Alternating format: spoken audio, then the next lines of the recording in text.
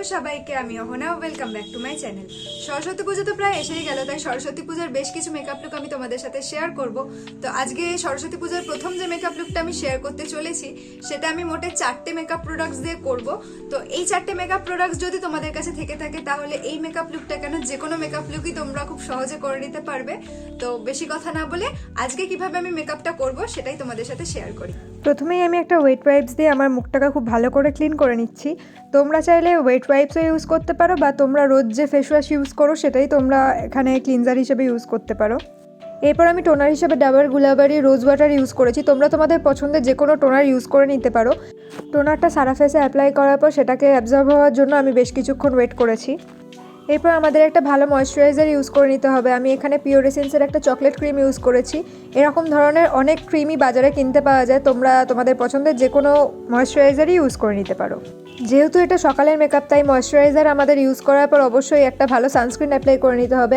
আমি Joyce sunscreen apply করেছি, তোমরা যে সানস্ক্রিন অ্যাপ্লাই করো সেই সানস্ক্রিনই অ্যাপ্লাই করে নেবে। মেকআপের আগে স্কিনকে প্রিপেয়ার করা খুবই জরুরি। তো তোমরা যদি এইভাবে স্কিনকে প্রেপ করো, তাহলে তোমাদের মেকআপ প্যাচিও দেখতে লাগবে না এবং মেকআপ ফাটবেও না। সানস্ক্রিনটা ভালো করে অ্যাপ্লাই করে নেওয়ার পর আমি প্রাইমার হিসেবে ভেজলিন ইউজ করেছি। তোমরা তোমাদের পছন্দের প্রাইমার ইউজ করতে পারো। যেহেতু আজ আমি 4টে মেকআপ প্রোডাক্টস দিয়ে এই মেকআপটা করবো বলেছি, তাই জন্য আমি এখানে ভেজলিন ইউজ করেছি। ফেসে যে জায়গাগুলো আমার প্রাইমার অ্যাপ্লাই করার দরকার ছিল, সেই জায়গাগুলো আমি ভেজলিন অ্যাপ্লাই করে নিয়েছি। ফেসের সাথে সাথে আমার লিপসকেও ময়েশ্চারাইজ রাখার জন্য আমি আমার লিপসেও ভেজলিনটা অ্যাপ্লাই করে নিয়েছি। এরপর আমি কালার বারের একটা কাজল নিয়ে নিয়েছি এবং এটা দিয়েই আমি আমার আইব্রোটাকে ভালো করে শেপ দিয়ে সেটাকে মোটামুটি হালকা করেই ফিল করে নিয়েছি।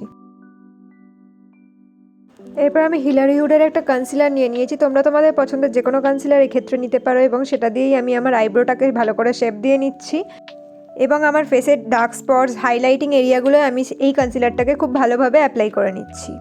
কনসিলারটাকে ফাউন্ডেশনের মতো করে একদমই অ্যাপ্লাই করা যাবে না, কারণ কনসিলার ফাউন্ডেশনের থেকে একটু থিক কনসিস্টেন্সির হয়।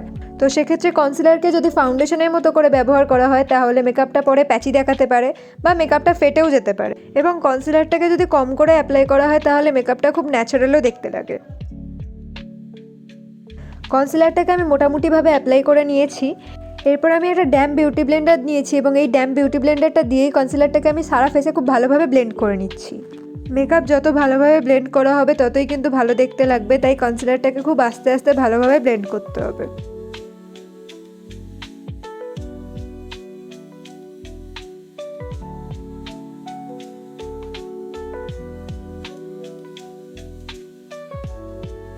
এরপর আমি বিউটি গ্লেজডের কালার বোর্ডের এই প্যালেটটা নিয়েছি। এই প্যালেটটা থেকে আমি কম্প্যাক্ট, ব্লাশার, কন্ট্যুর, হাইলাইটার সবের কাজ চালাবো। এই প্যালেটটা আমি মিশো থেকে কিনেছিলাম। তোমাদের কাছে যদি এই ধরনের কোনো আইশ্যাডো প্যালেট থেকে থাকে, তাহলে তোমরা সব ধরনের মেকআপই এই থেকে করে নিতে পারবে। তো এই প্যালেটটা থেকে আমি একটা কম্প্যাক্টের মতো শেড নিয়ে নিয়েছি এবং এটা দিয়ে আমি আমার কনসিলারটাকে খুব ভালোভাবে সেট করে নিচ্ছি।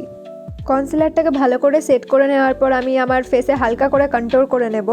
এর জন্য আমি সেম প্যালেট থেকে একটা ব্রাউন শেড নিয়েছি এবং সেটা দিয়েই আমি আমার ফেসে কন্ট্যুর করে নিচ্ছি।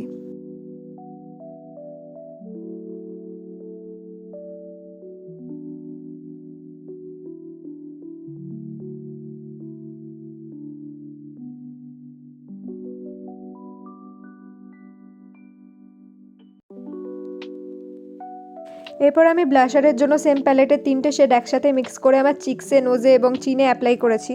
আইশ্যাডো অ্যাপ্লাই করার জন্য প্রথমে আমি একটা পার্পল শেড নিয়েছি। এরপর এই পার্পল শেডটাকে আমি আমার ক্রিজ লাইনে খুব ভালো করে অ্যাপ্লাই করেছি।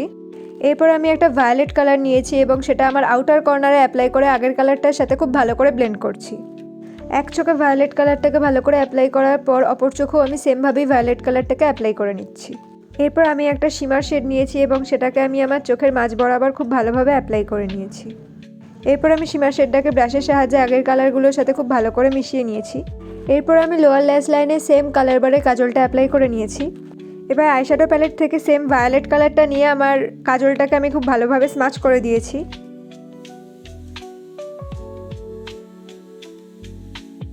এরপর আমি মার্সের ডাবল ট্রাবল মাস্কারা নিয়ে নিয়েছি এবং এই মাস্কারাটা দিয়েই আমি আমার আইল্যাশে 2 কোট মাস্কারা অ্যাপ্লাই করেছি।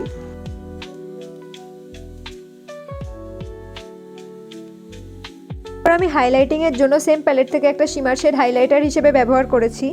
হাইলাইটার লাগাতে আমার খুবই ভালো লাগে, তাই আমি হাইলাইটারটা একটু বেশি বেশি করেই অ্যাপ্লাই করেছি। ফেসে যে জায়গাগুলো হাইলাইট করার দরকার সেই জায়গাগুলো আমি খুব ভালোভাবে হাইলাইটারটা অ্যাপ্লাই করে নিয়েছি।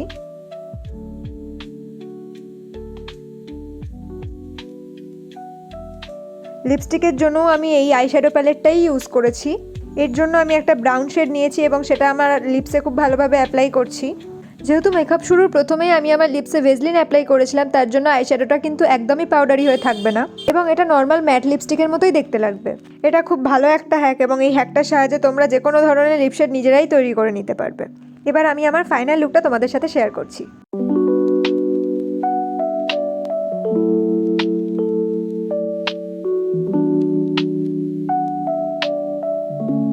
তো আমার কেমন লাগছে আর ভিডিওটা তোমাদের কেমন লাগলো সেটা অবশ্যই কমেন্ট করে জানিও। ভিডিওটা যদি তোমাদের একটু ভালো লেগে থাকে তাহলে একটা লাইক করে দিও আর আমার চ্যানেলটাকে সাবস্ক্রাইব করে রাখো এরকম নতুন নতুন আরো ভিডিও দেখার জন্য। তো আজকের জন্য বাই।